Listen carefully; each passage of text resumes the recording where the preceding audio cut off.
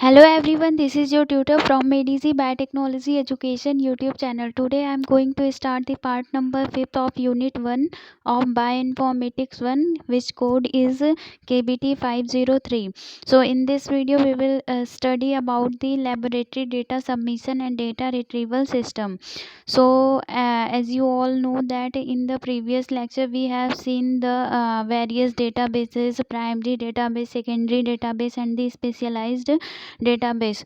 So in this video basically we will discuss about the data retrieval system. So let's start the topic. So laboratory data submission and the data retrieval. So data submission का क्या मतलब होता है कि कोई भी अगर data जो है हम लोग डेटाबेस मैनेजमेंट सिस्टम में सबमिट करते हैं तो उसको हम लोग जो है लेबोरेटरी डेटा सबमिशन कहते हैं।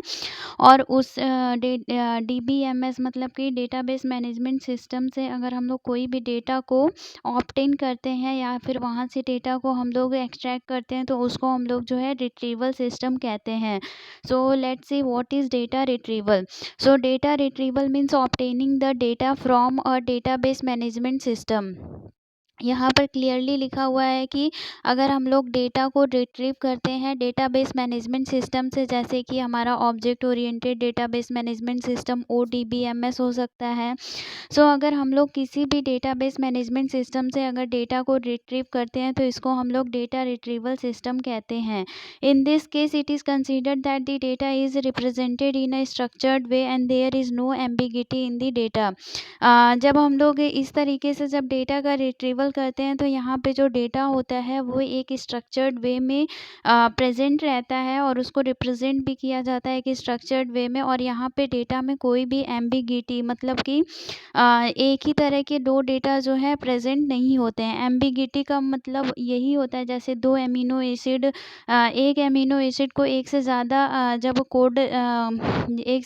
जब कोड करते हैं जो हमारा कोडॉन्स होते हैं तो उसको हम लोग एम्बिगिटी कहते हैं। सो यहाँ पे एम्बिगिटी नहीं होती है डेटा में। अब हम लोग देखते हैं कि कौन कौन से मेथड्स होते हैं जिससे हम लोग जो है लेबोरेटरी डेटा सबमिशन और डेटा रिट्रीवल करते हैं। सो 3 जो होते हैं इसमें मेन होते हैं और इसमें हमारा पहला है इंट्रेज। इंट्रेज जो होता है ये NCBI से रिलेटेड है। दूसरा है हमारा SRS, ये जो है EMBL से रिलेटेड है। एंड गेट्स में हमारा लॉजिक गेट्स में हमारा एंड और नॉट गेट, ये तीनों जो है यूज़ होते हैं for the data submission and the data retrieval.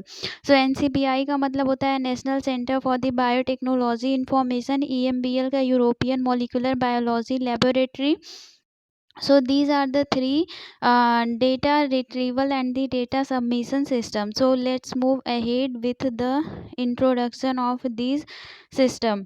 So a major goal in developing the database is to provide the efficient and the user friendly access to the data store. सबसे ज़्यादा बड़ा गोल क्या होता है किसी भी डेटाबेस को बनाने में?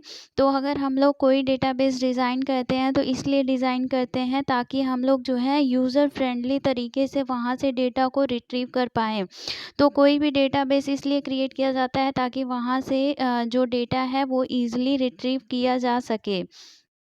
इसके बाद है हमारा there are a number of retrieval system for the biological data. यहाँ पे बहुत सारे रिट्रीवल सिस्टम हैं जिनके थ्रू जो है हम लोग बायोलॉजिकल डेटा को रिट्रीव कर सकते हैं।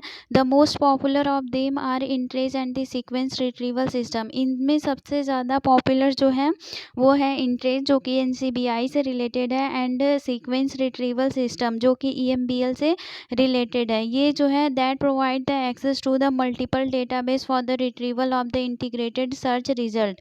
ये जो है मल्टीपल डेटाबेस को एक साथ में रिट्रीव करने में मदद करते हैं एंड ये जो है इंटीग्रेटेड सर्च रिजल्ट को प्रोवाइड करते हैं। That's why they are the most popular data retrieval system. फिर इसके बाद है हमारा to perform the complex theories in a database often requires the use of the Boolean operator. This is to join a series of the keywords using the logical terms such as and और and not to indicate the relationship between the keywords used in a search. जब हमें complex theory जब हम लोग perform करते हैं तो वहाँ पर हमें जो है बूलियन ऑपरेटर की ज़रूरत पड़ती है। इसमें जो है हम लोग इसका यूज़ इसलिए करते हैं ताकि जो सीरीज़ ऑफ वर्ड यूज़ हो रहे हैं किसी भी सर्च में उनको हम लोग जो है ज्वाइन कर सकें, और ज्वाइन करने के लिए हम लोग जो है यूज़ करते हैं बूलियन ऑपरेटर एंड और नॉट गेट का। एंड और and not, these are the logical Boolean operator which are used to join the series of keywords which are used in a search. So these are the basic points about the data retrieval system. So let's see each data retrieval system in very detail. So first one is the InTrace. So who developed the InTrace? InTrace is developed by the NCBI. So first point is that the NCBI developed and maintains the InTrace, a biological database retrieval system. InTrace जो है ये NCBI के द्वारा develop भी होता है और इसको मेंटेन भी जो है InTrace ही करता है। और InTrace जो है ये एक बायोलॉजिकल डेटाबेस रिट्रीवल सिस्टम है। मतलब कि अगर हमें कोई भी बायोलॉजिकल डेटा अगर हमें चाहिए, रिट्रीव करना है डेटाबेस मैनेजमेंट सिस्टम से, तो उसके लिए हम लोग जो है InTrace का यूज़ करते हैं। It is a gateway that allows the text-based searches for a wide variety of the data, including the annotated genetic sequence information, structural information, as well as citation and the abstract full papers and the taxonomic data. ये एक ऐसा gateway होता है जो कि text based searches को allow करता है, जिसकी वजह से हम लोग ज़्यादा से ज़्यादा डेटा का रिट्रीवल कर सकते हैं, जिसमें कि अनोटेड जेनेटिक सीक्वेंस इंफॉर्मेशन या फिर स्ट्रक्चरल इंफॉर्मेशन या फिर साइटेशन या फिर एब्स्ट्रैक्ट फुल पेपर या फिर टैक्सोनॉमिक डेटा। इन सारे डेटा को जब हम लोग इंटरेस्ट के थ्रू एंटर करते हैं तो हमें जो है डेटा रिट्रीव हो जाता है from the database management system. This is the most important point regarding the InTrace. So the key feature of the InTrace is its ability to integrate the information. ये सबसे important point है कि जो InTrace होता है इसके पास एक ऐसी ability होती है कि ये integrated search result को perform करता है। So इसके पास ability होती है कि information को integrate करता है, which comes from the cross referencing between the NCBI database based on the pre-existing and the logical relationship between the individual entries. So जो ये इंटीग्रेट करता है इंफॉर्मेशन को, ये कैसे होता है, तो इसमें जो है क्रॉस रेफरेंसिंग होती है NCBI के डेटाबेस के बीच में, और जो based on the pre existing and the logical relationship between the individual entries. So cross referencing होती है NCBI के डेटाबेस का किसके किसके बीच में, एग्जिस्टिंग और logical relationship between the individual entries. इसमें अगर हम लोग एग्जांपल देखें तो in a nucleotide sequence page 1 में find the cross referencing links to the translated protein sequence, genomic mapping data और the related PubMed literature information and to the protein structure if available.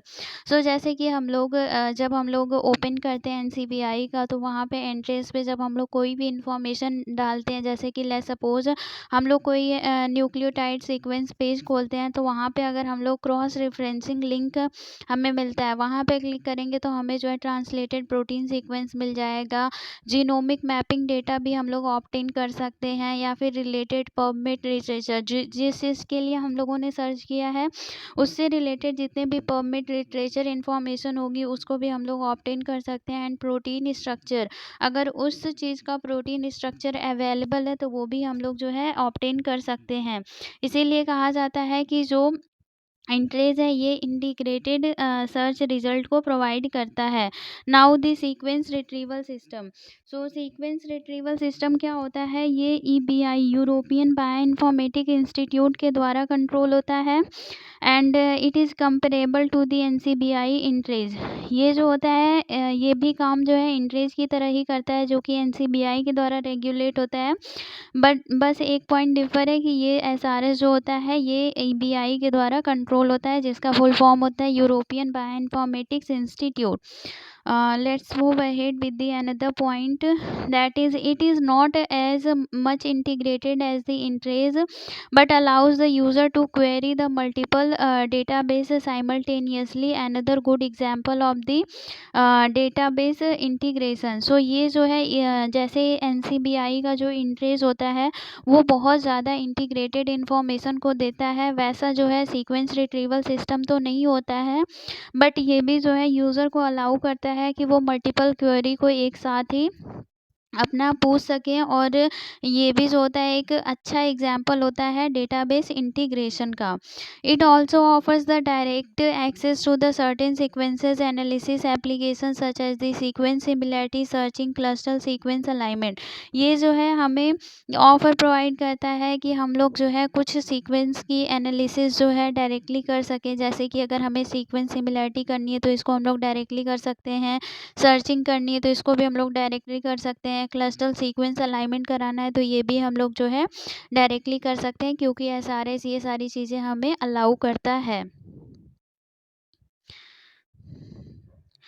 Now SRS जो होता है ये एक network browser होता है for the database in the molecular biology. So SRS is a network browser for the database in the molecular biology. ये जो होता है एक नेटवर्क ब्राउज़र होता है डेटाबेस के लिए मॉलिक्यूलर बायोलॉजी में.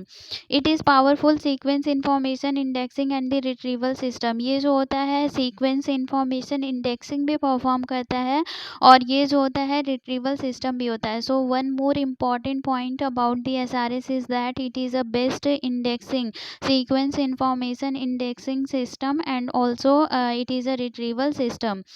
Now another point is that SRS is a homogeneous interface to over 80 biological database developed at the EBI at Histon UK. सो ये जो होता है एक होमोजीनस इंटरफेस होता है 80 बायोलॉजिकल डेटाबेस के लिए, जो कि EBI मतलब यूरोपियन बायोइन्फॉर्मेटिक इंस्टीट्यूट में डेवलप हुए थे, जो कि हिस्टोन UK में स्टैब्लिश हुआ था. फिर है हमारा the type of the database included are the sequence related metabolic pathway transcription factor protein 3D structure genomic mapping mutation and the locus specific mutation. जो कौन कौन से डेटाबेस जो होते हैं इसमें इंक्लूड होते हैं सीक्वेंस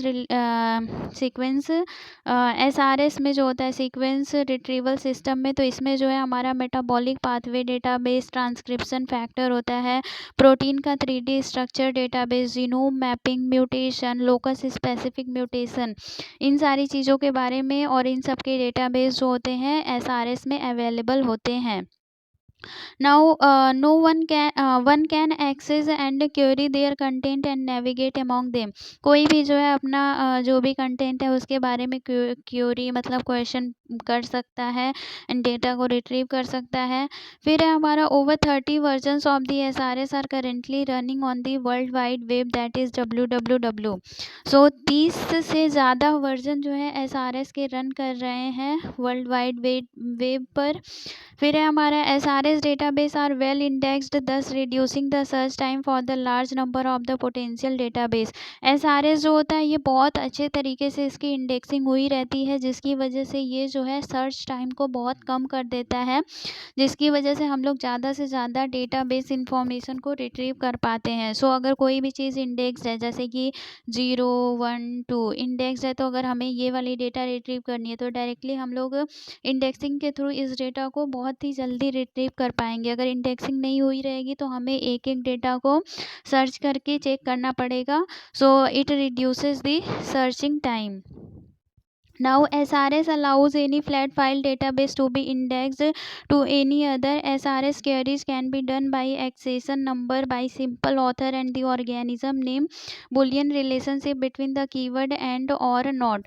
So SRS को हम लोग ये जो होता है फ्लैट फाइल डेटाबेस को अलाउ करता है इंडेक्सिंग के लिए एसआरएस की क्वेरीज जो है हम लोग कर सकते हैं एक्सेशन नंबर के थ्रू, या फिर ऑथर नेम के थ्रू, या फिर ऑर्गेनिज्म के नेम के थ्रू। ऑर्गेनिज्म का नेम सिंपल नेम, या फिर हम लोग इसका बायोलॉजिकल नेम यूज़ कर सकते हैं, और बुलियन रिलेशन का भी यूज़ कर सकते हैं, जैसे कि एंड और नॉट। इन लॉजिक गेट्स का यूज़ करके भी हम लोग जो है डेटाबेस सर्चिंग और रिट्रीविंग कर सकते हैं। सो these are the most important data retrieval system that is in place in the SRS, and Boolean operator are generally used to join the keywords for the data retrieval system. So I hope you will clear about everything. If you have any doubt, please mention in the comment section. Thank you so much for watching. Keep sharing and liking my videos. Thank you so much. Take care. Bye bye. Thank you.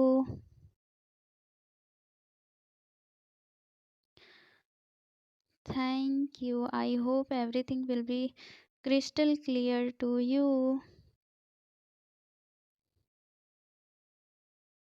Please like, share, You should grow feathers and see this too. channel. Thank you so much. Take care. Bye bye.